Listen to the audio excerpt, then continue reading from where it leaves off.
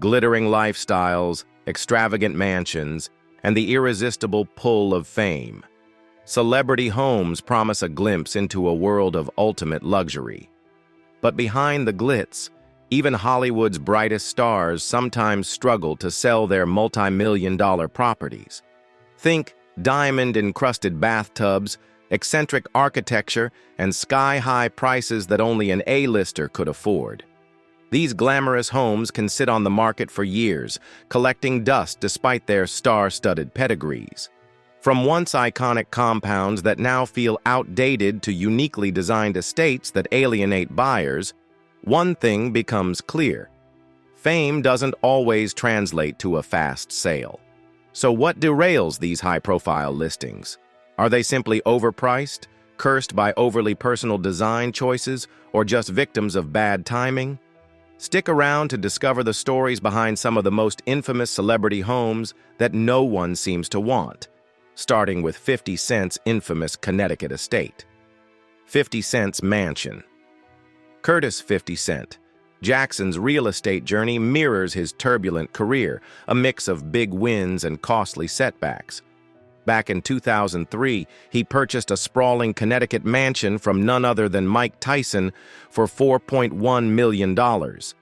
Not content to leave it as is, he poured millions more into transforming the property into a sprawling showpiece of wealth and bravado.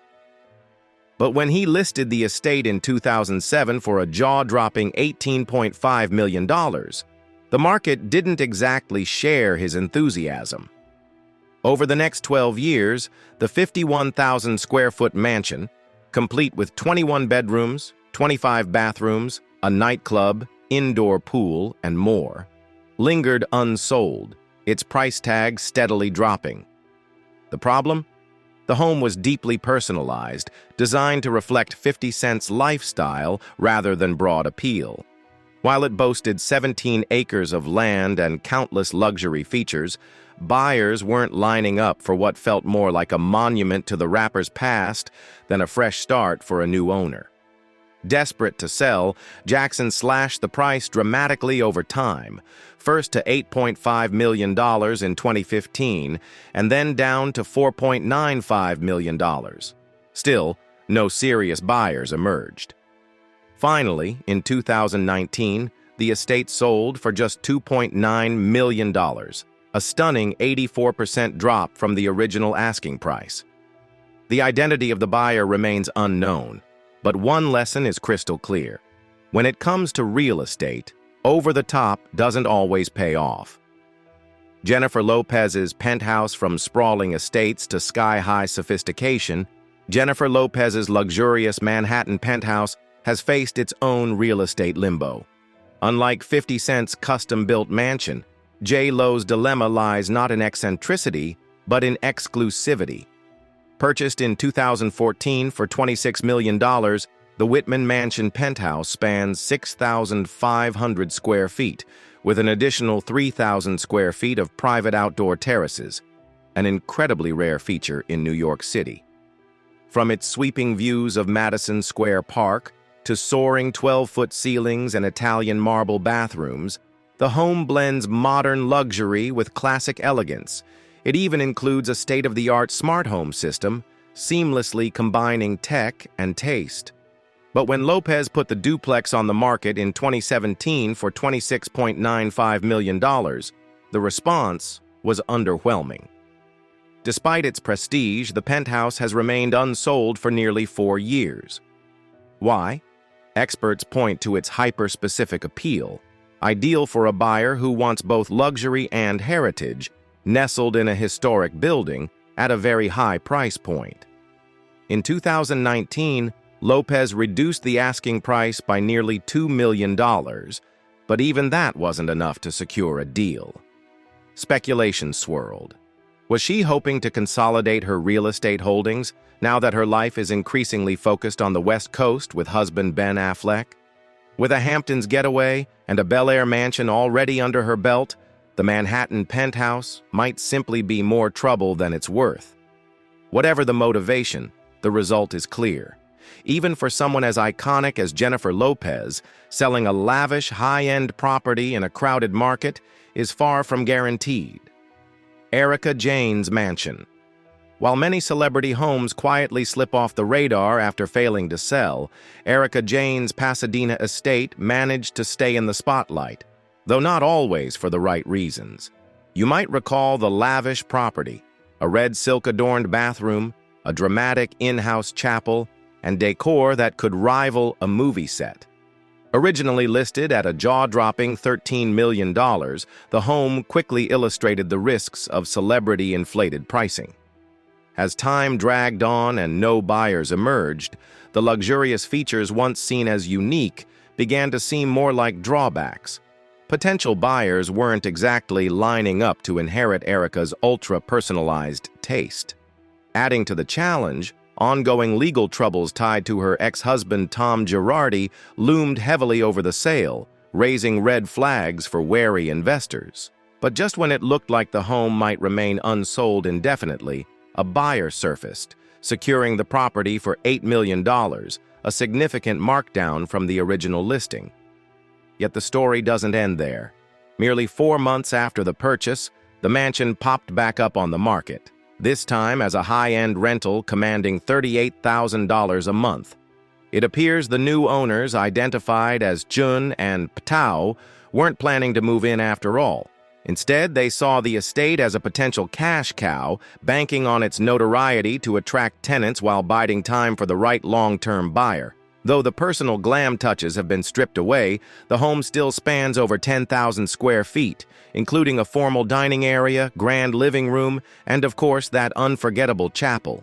A neglected pool hints that some upkeep is needed, suggesting that the buyers may have underestimated the effort and cost required to maintain such a showy property. Celine Dion's Florida mansion. From California's courtroom-linked estates to Florida's lavish coastlines, Celine Dion's Jupiter Island property stands as another example of real estate grandeur gone stale. This massive waterfront compound covers 5.5 acres and includes multiple pools, a private water park, and more space than most would know what to do with. Her neighbors? None other than Tiger Woods and Michael Jordan.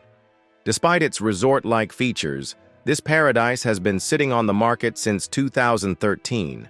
Originally priced at a staggering $72.5 million, it's now listed at nearly half that, $38.5 million, and still hasn't found a buyer. What's holding it back? For one, even billionaires have limits. The scale and upkeep of such a property are daunting. Think enormous utility bills and constant maintenance. The private water park may be fun, but it's also an expensive, high-maintenance novelty. Additionally, the significant price drops may have raised red flags, leaving potential buyers wondering if there's a hidden issue. And while Jupiter Island is exclusive, it caters to a more reserved elite. Dion's splashy statement-making style might be too bold for even the wealthiest clientele. The estate serves as a reminder that luxury isn't one-size-fits-all, and sometimes even megastars have trouble offloading their dream homes. Matt Lauer's Hamptons home Strongheart Manor, Matt Lauer's once prized Hamptons retreat, is beautiful on the outside but shadowed by scandal. This sprawling property features all the trappings of high-end living: 12 bedrooms, its own pond, and a basketball court. Yet it has struggled to attract buyers. Even after slashing the price slightly to $43.99 million, interest remains lukewarm at best. The issue isn't just the cost. Lauer's tarnished reputation following his highly publicized fall from NBC over sexual misconduct allegations has left the estate with a stigma. The mansion's luxurious amenities are hard to enjoy when the property is inextricably linked to controversy. In a community where image matters deeply, owning Matt Lauer's house might be more of a social liability than a status symbol. Adding to the urgency, rumors swirl that Lauer is in financial straits. With his income gone and a costly divorce on the horizon, there's pressure to sell. But even desperate pricing might not be enough to counteract the reputational damage. The question lingers. Will someone take a risk on this tainted trophy home, or will it remain a relic of a disgraced broadcaster's past? For now, "Where in the world is Matt Lauer?" might become more than a catchphrase. It could be a question about where he'll land after losing everything. Michael Jordan's Highland Park mansion. Imagine the ultimate sports lover's dream home, Michael Jordan's palatial estate in Highland Park, Illinois. It features a full-size basketball court, a sleek cigar lounge, and a luxurious infinity pool, all behind those unmistakable 23 gates, a tribute to MJ's legendary number. But despite all its grandeur, this estate has lingered unsold on the market since 2012. Why? First and foremost, the asking price was sky-high, $29 million at launch, even for someone of Jordan's caliber. Over time, that number dropped to $14.85 million, a subtle nod to his jersey, yet still a steep ask for suburban Chicago. Another hurdle? The home is more shrine than shelter. From floor to ceiling, it's infused with Jordan's presence, making it feel more like a museum than a personal residence. For many buyers, that kind of legacy, no matter how iconic, can be overwhelming. Then there's the location. Highland Park doesn't typically draw buyers looking for ultra-high-end, fully customized mansions. Those in that market tend to set their sights on coastal cities with more real estate clout. Add to that the staggering annual property taxes, over $135,000, and it's easy to see why Jordan's legacy property remains stuck in limbo. Will a superfan with deep pockets eventually step in, or will the market demand an even deeper price cut? Like a classic MJ buzzer beater, this one's still too close to call. Pierce Brosnan's Malibu estate, the Orchid House. Pierce Brosnan may have conquered villains on screen as James Bond, but his real-life real estate mission is proving much more elusive. His Malibu masterpiece, dubbed the Orchid House, is unlike anything else on the market. Spanning 12,500 square feet, it's a fusion of tropical opulence and cinematic flair, complete with hand-carved Thai gates, a custom-built beach for the kids, and an in-house spa. Brosnan began building the estate in 2000 after his success in Tomorrow Never Dies, spending nearly a decade perfecting it. But now, with their children grown, he and his wife are setting their sights on a fresh start in Hawaii. Yet, despite its grandeur, the house remains unsold. The biggest barrier? That $100 million price tag. Even in luxury-saturated Malibu, that's an eyebrow raiser. And the Southeast Asian aesthetic, while breathtaking, is far from mainstream, making it a tough sell for buyers more accustomed to Malibu's minimalist, modern designs. Could a price slash be inevitable? Or will Brosnan hold out like a true Bond, cool, under pressure, waiting for the right buyer to complete the mission? Frank Sinatra's Villa Maggio, a Rat Pack retreat in the desert. Frank Sinatra once called this secluded Palm Desert hideaway his escape from Hollywood's glare. Built in 1967 and named Villa Maggio after his Oscar-winning role as Angelo Maggio, the estate was a haven for Rat Pack-era glamour. With sweeping views from its perch above the Coachella Valley, the 7.5-acre compound was tailor-made for old-school entertaining. Inside, the main house oozes vintage charm. Stone walls, exposed beams, multiple fireplaces, and 5 bedrooms. A guest house and pool house add even more space, while amenities like a tennis court, sauna, and helipad remind you this was no ordinary getaway.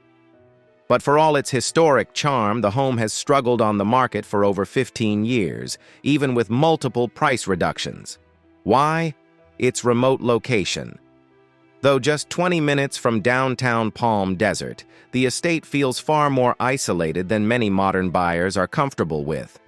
The question remains, will a Sinatra aficionado step up and embrace its rich legacy, or will this desert dream remain an unsold time capsule?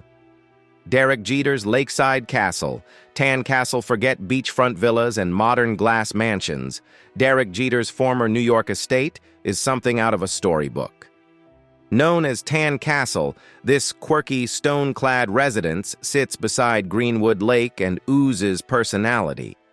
Originally built in the early 1900s, gutted by fire, and painstakingly restored, it's a blend of grandeur, sentimentality, and eccentricity. The castle spans 9,000 square feet, with a billiards room, entertainment bar, guest houses, and a pool house. Outdoors, it gets even more whimsical. There's a waterfall and even a miniature Statue of Liberty. But beyond the flair, the home holds deep, personal significance. Jeter's grandfather was adopted by the Tiedemann family, who once owned the property, and young Derek spent summers exploring its grounds. Still, it hasn't been an easy sell. Initially priced between $14 and $18 million, the estate has seen major markdowns. Its castle-like design is a tough pitch in suburban New York, where such dramatic styles are rare and highly niche. Most homes nearby are priced far below, making this an outlier in more ways than one. An upcoming auction with a $6.5 million minimum bid might finally move the needle, inviting buyers to take a closer look. Will someone fall for its charm, nostalgia, and baseball legacy? Or will this fairy tale fortress remain unsold, a private monument to one of baseball's most iconic stars? John Travolta's Maine Mansion. John Travolta has been trying to offload his Maine mansion for nearly 3 years, but despite his efforts, it remains unsold. So, what's the holdup? Let's rewind a bit. Travolta and his late wife, Kelly Preston, first discovered this quirky property in 1991. It was fellow Scientologist Kirstie Alley who introduced them to it, and the couple quickly fell in love. Together, they turned what was once a spooky old home into a colorful and cozy haven, ideal for hosting festive family gatherings, especially around Christmas. But here's the catch. The home is dripping in the personal style of the Travolta-Preston duo. Picture floral wallpaper, vintage furniture, and a whimsical playroom straight from a fairy tale. It leans more grandma's cottage charm than sleek modern celebrity digs, and that might be a turnoff for some high-end buyers. And while the 48-acre property itself is beautiful, its location in Islesboro, Maine, is extremely niche. Buyers willing to spend $5 million are often looking for somewhere with a bit more buzz than this sleepy island can offer. There's also an emotional layer to consider. After Kelly's passing in 2020, the home likely holds a bittersweet energy for Travolta, filled with memories he may be ready to move on from. Will someone eventually appreciate its one-of-a-kind charm and step up with an offer? Only time will tell. Mary J. Blige's real estate struggles. Mary J. Blige is music royalty, but her track record with luxury real estate hasn't been as smooth. The Grammy-winning icon has struggled to sell not one, but 2 sprawling New Jersey mansions. Let's go back. In 2001, Blige bought a lavish property in Cresskill, complete with a gym, a pool, and all the bells and whistles.